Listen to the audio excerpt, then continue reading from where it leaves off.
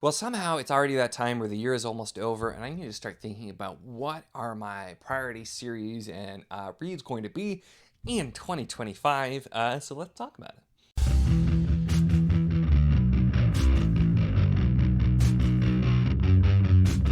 Hello and welcome to my channel. In this video, we are going to be talking about my priority series and in some cases, authors in general that I'm going to be really trying to get to in 2025. Now, I debated on if I was even going to make this video because I feel like whenever I've done this video where I'm like, these are the things I want to get to next year, it is almost cursed that I will get to almost none of those.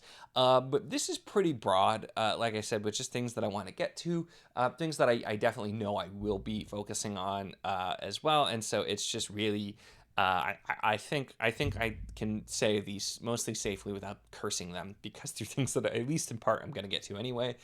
So let's kind of talk through it. And I'm going to talk through it in general because I made a list of, in some cases, these authors, all of their works that I want to get to, or they have quite a few. And a lot of this also is stuff that I own and want to get to also. And so um, I still need to do at some point. We'll do it later in the month or maybe early next year. A check in on how I did on the Read Your Shelf challenge. But since a lot of these things are things that I own, I maybe didn't get to, but we'll try next year with it.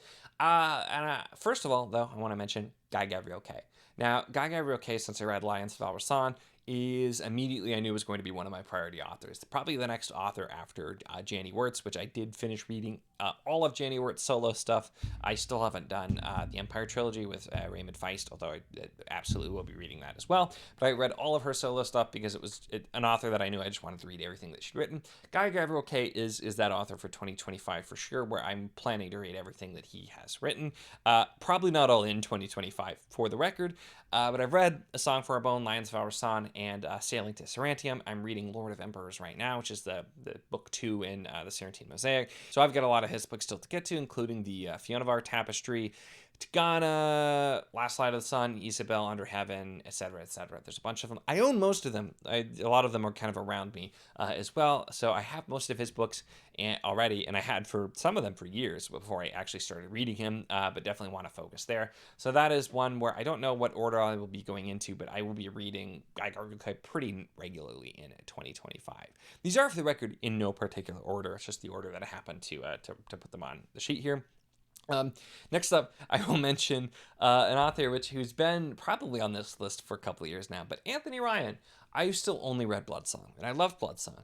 I need to finish that trilogy. There's another couple of books set in that world, all the Raven Shadow stuff. You can see a ton of his books behind me. So I needed to do, Tower Lord, Queen of Fire specifically, but then there's a couple of other books there. I have the Draconis Memoria trilogy.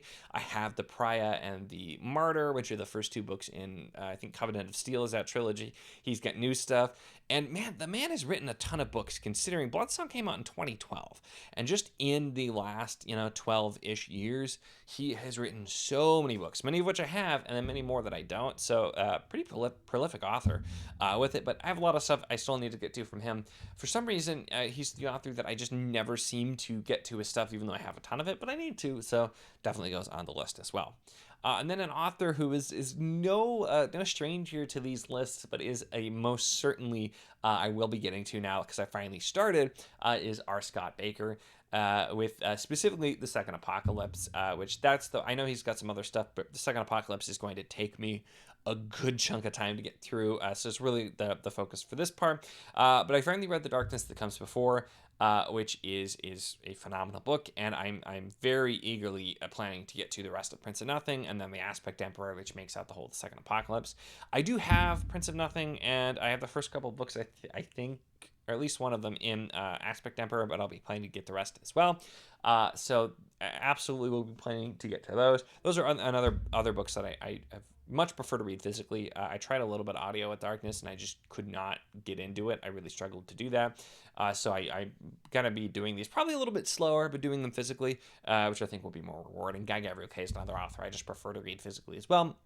But yes, so those will definitely be coming, and I had meant to get to Darkness That Comes Before for literally years, so I finally did actually read that, and yeah, it did just, I'd been hearing about it for a long time, but I really did enjoy my experience with that book, with the It's enjoy. It's one of those books too where enjoy is kind of a weird word, but I'm very eagerly waiting to get back to more of that. Then we have Daniel Abraham, because this primarily is, which it also is, other side also is behind me here. I don't know which side to point to, but they're over here. Um, the Dagger and Coin series, because I've actually had, I got The Dragon's Path, the first book in that series, before I had even known who he was. I just found it randomly, and I have all 5 books in that series that I've not gotten to. I have, of course, read The Long Price Quartet, so those 4 books, and I've read Age of Ash, but I also need to read Blade of Dream, which is another one that I, for some reason, even though I really enjoyed Age of Ash, I just never seemed to get to Blade of Dream. It came out at a weird time when I didn't have time to get to it, and then I've just never seemed to get to it. So an author where I definitely need to get to more as well. But I have read about half of what I plan to read, because those are the ones that I want to get to. So not as bad as some by any means, but I definitely plan to get to the rest of that as well. So I don't know when I'll get to, but definitely, again, something that I'm going to be focusing on, at least getting to some Abraham in 2025. Then we have Lois McMaster Bujold, and I've read Curse of the Challeon. I need to read Paladin Souls, The Hallowed Hunt, other books in the World of Five Gods, as well as there's the Penric books. And I did read 2/3 of Penric's Progress, and then I just haven't gotten around to finishing. I think I actually started and then just fell off at the time because I just didn't have time to get to it. The last novella in Penric's Progress, the first collection of the Penric ones there. And this is just another one where I've been kind of slowly getting to Bujold, but I really do want to continue. And then there's also the Sharing Knife series, which I have those books physically as well, because I found them in nice hardcovers. So I really would like to get to that as well. Now, I know if you're watching this and you're a Bujold fan, what everyone's going to say, Vorkosigan. I'm well aware of Vorkosigan. I will eventually get to Vorkosigan, but I want to read the fantasy first. So that's also, it's such a long series, with it being the Vorkosigan saga. So that's the sci-fi one. I absolutely will get to those. I know that's really her most well-loved and best-known stuff, but I plan to get to the fantasy first. So that's not immediately on the radar for 2025, but down the line, it will absolutely be there. It's just, there's too many books I need to get to. Then we have some other heavy hitters, including Tad Williams. Now, I have now read Memory of Scar and Thorn, as well as The Last King of Ossian Ard, and then I read Tail Chaser's Song. I've been meaning to get to Shadow March, very specifically Shadow March. Here we are. I wanted to get to last year, and I wanted to do that before Last King of Ossian Ard, but I ended up bumping up Last King of Ossian Ard so that I could finish it before the last book came out.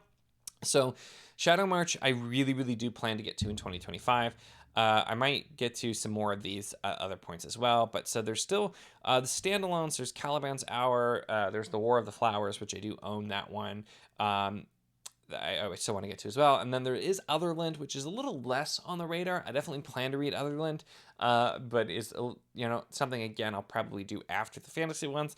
And then there's the Bobby Dollar trilogy, which I had not planned to get to, but I'm actually reading The Dirty Streets of Heaven right now, and I just got the other books. I am planning to read those pretty close together. After talking to Tad Williams, the interview that I did, he suggested I pick that up just because it has just a lot of kind of fun and different stuff of him just kind of putting out there, and so that's been really different, but planning to get to that as well. So we'll see there. But yeah, a lot of Ted Williams, definitely also an author that I plan to pretty much read everything that he's written. With Bobby Dollar, really would have been the last thing I would have probably gotten to normally. But so even bumping that up makes it, even more likely that I will get to everything that he's written. Although, of course, it's not all going to be in 2025, but definitely the plan. Then David Gemmell, one of the authors that I've probably read the most books from, high up on the list, because I read 11, all of Janai, which is 11. I also read Dark Moon, which makes 12. But I still have lots of his books that I'd like to get to, including a couple of the kind of standalone ones that are sort of Janai adjacent.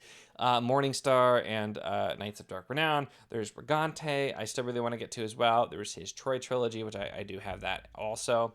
And then he's got just lots of other miscellaneous books. Gemmell is also an author that I eventually plan to read all of his stuff, but he has so much that it's going to take a long time. But those are kind of some of the series that or books of his that I've wanted to get to, and I would probably be focusing on next as well.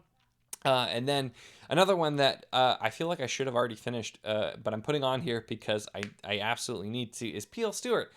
in his Drowned Kingdom saga, because I read Drowned Kingdom and Last of the Atalanteans, but I still need to get to Lord and King, which I've been meaning to get to for quite some time now, and Alliance Pride. They're very long books, and also physical reads typically doing there as well. And so it's something that takes me a little bit longer now to get through physical books because I have a little bit less physical reading time.